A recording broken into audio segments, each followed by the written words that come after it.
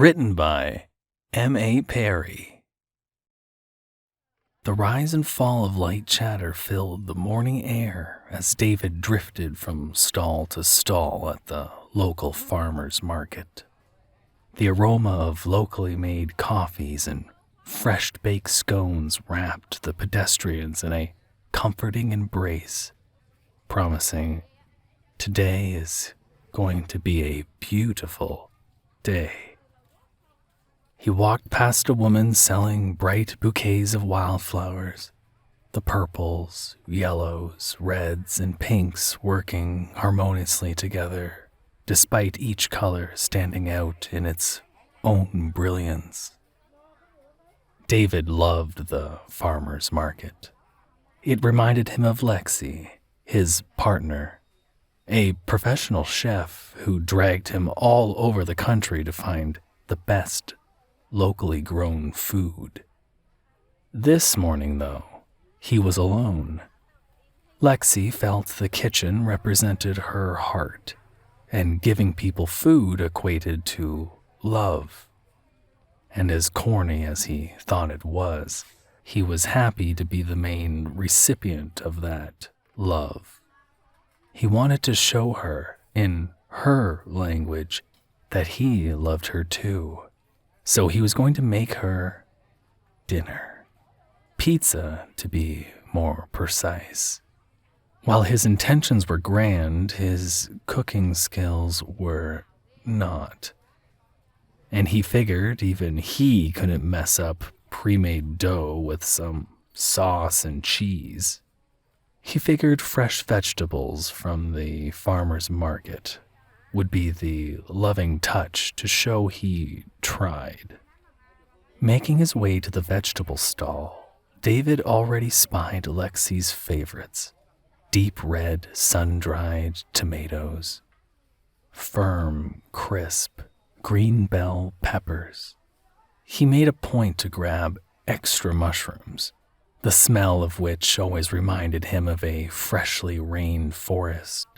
Just as he was reaching for onions, he heard a voice call to him from a faraway stall.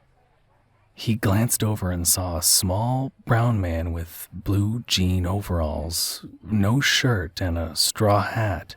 He was even chewing on a strand of wheat that was sticking out of his mouth. The getup was straight from a children's book. The young man behind the counter sighed. "That old guy has been trying to sell onions here all season and hasn't had one customer." He gestured to the onions in front of David. "It looks like you have a nice selection of vegetables from our stall." He glanced over his shoulder. "My mom would kill me for sending business elsewhere, but I feel bad for him. If you have the heart, maybe I can ring you up for what you already got, and you could buy an onion from him." David tossed a look back over to the man who was waving and turned back to the kid. "Sure, I'm always happy to help a local farmer." He tucked the fresh veggies into a reusable tan sack and made his way over to the onion man.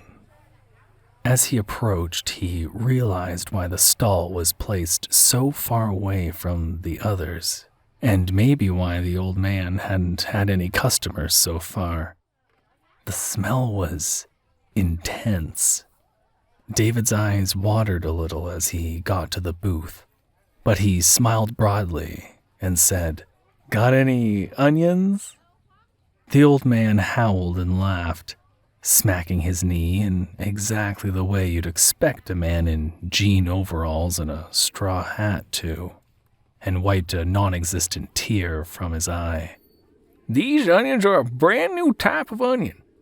They don't have them in stores, and this is my first year at the farmer's market. And you know what?" David shook his head. "You would be my first customer." He beamed. David couldn't believe his luck. How impressed would Lexi be if he brought home a brand new type of onion, locally grown, that she didn't even know about? He held up his tan bag and paid the old man. Turning away, he yelled, "Good luck with the rest of the season," over his shoulder as he slid back into the coffee and scone aroma of the rest of the market. He stopped by the wildflower stall and bought a bouquet. Today was going to be a beautiful day. At home, David preheated the oven and arranged the pre-made dough, canned tomato sauce, and fresh mozzarella in the familiar pizza arrangement, and placed it on one side of the kitchen island. On the other, he placed the fresh vegetables, including the new species of onion. He tucked the second one he'd bought away on the counter, telling himself, "I'll save that for Lexi to use on a dish of her own." He watched the vegetables and began chopping. First the sun-dried tomatoes, then the green bell peppers, and finally the dewy mushrooms. He'd purposely saved the onion for last, knowing the sharp smell would permeate the cutting board and knife, tinging the other vegetables with its lingering taste. He took a deep breath and began cutting. Within a few seconds, his eyes began to water, but David knew this happened when cutting onions. He had even cracked the cliché joke a time or two. "Is somebody cutting onions in here?" when he'd tear up at somewhat embarrassing times. David wiped his eyes with his sleeve and kept chopping. But with each knife slice into the onion's layers, the burning intensified, his body reacting before David could decide to quit, his eyes shut in an effort to protect themselves from the harmful particles of air. He set the knife down and blindly swung his arm behind him, searching for the faucet. His hand met cool metal, and he groped downwards until he found the knob. He quickly washed his hands, then began splashing his face, hoping the cold water would dispel the cloud of onion hovering around his eyes. Relief flooded his nervous system as the cool water mixed with his uncontrolled tears, relieving his eyes of what had become an almost unbearable stinging. He dabbed his eyes with a paper towel and let out a little laugh. Guess his onion tolerance was low. Maybe that's a sign he should cook more often. David turned back to the cutting board and picked up the knife. His eyes stung immediately, tears forming as they watered. He looked at the onion, sizing it up. If he chopped quickly, he could finish fast, rinse his eyes again if need be, and throw the vegetables on top of the pizza. The knife slid into the onion, and David recoiled, his eyes immediately enveloped in a sharp, searing pain so intense he cried out. The knife clattered to the counter as he reeled, his hip swiping the plate of previously chopped vegetables, sending them to the ground. Barely noticing the squish of his bare feet over the fallen food, he desperately rolled around to the sink, forcing on the faucet. No longer a side effect of the onion, tears flowed uncontrollably as David began to cry.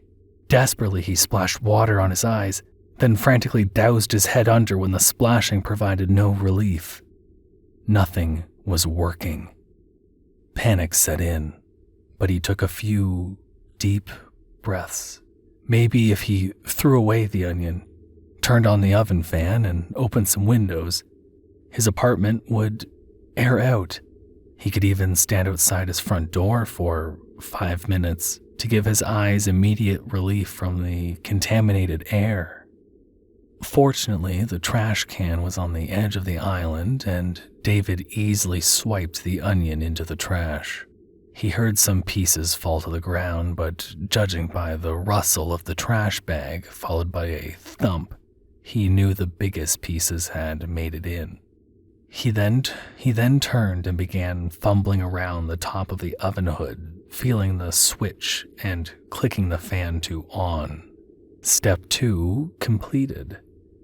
David felt his way down the wall connecting the kitchen and living area, opening the 2 windows along the way, before finally reaching the front door to step outside. The movements had distracted him, but now that he was outside of his apartment, waiting, his awareness of pain came back with such force his head jerked back against the wall. The aroma of the onion seemed trapped underneath his eyelids, his body's natural defense only intensifying the stinging pain. He began to cry again, holding his head and mumbling pleas quietly to himself as he tried forcing his eyelids open. He gripped his eyelids as best he could to pry them apart, but it was no use. The burning had turned into a full-fledged flame, tearing a path from his eyes to the back of his head. His brain felt as if it was consumed in flames, all logical thoughts slowly burning away as he began pawing frantically at his eyes to no avail. He finally stood up and pushed himself back into the apartment, the cool air from the open windows hitting his tear-streaked face, yet providing no relief to his eyes. He fumbled his way back to the counter. His head pounded, his mind raced with questions of what to do, how to get the pain to stop. His hand rested on the knife. He picked it up, and a thought dawned on him. The only solution he could think of. Without hesitation, David thrust the sharp point of the butcher knife through his clamped eyelid into his right eye, twisting and jerking it out all in one motion. The relief was immediate. Warm liquid replaced the cool tears trickling down his face, the flames enveloping his brain lessening. He groaned in relief. He knew what he had to do to get rid of the pain completely. His fingers wrapped around the slimy, rubbery brown eye skewered on the tip of the knife and pulled it off. He quickly brought the knife to his left eye and jabbed again, twisting and pulling it out all in one swift motion that took the burning sensation away altogether. He pulled his other eye off the tip of the knife and placed it on the counter. The delirious thought, "Now I can finish dinner," suspended in his mind. He kneeled, picking up what toppings he could from the ground, and placed them on the bed of mozzarella. He felt around the trash can for stray onion pieces, scooping up what he could find and placing them next. Picking up the knife, David had another idea. Lexi always told him no food should go to waste. He groped around until his hands felt a round, slimy object with a rubbery texture. Very slowly, as best he could in his newfound darkness, he slid the sharp edge of the knife into his eye, cutting the jelly-like substance into thin pieces. He took each layer delicately, spreading them out to ensure each slice would have an even amount. He placed his creation in the preheated oven, being careful not to burn his arm or hands on the sides as he leaned in. He closed the oven door and sighed. Now he had 2 ingredients on the pizza he was sure Lexi had never had. He knew if she didn't know how much he loved her before, this was guaranteed to make her see.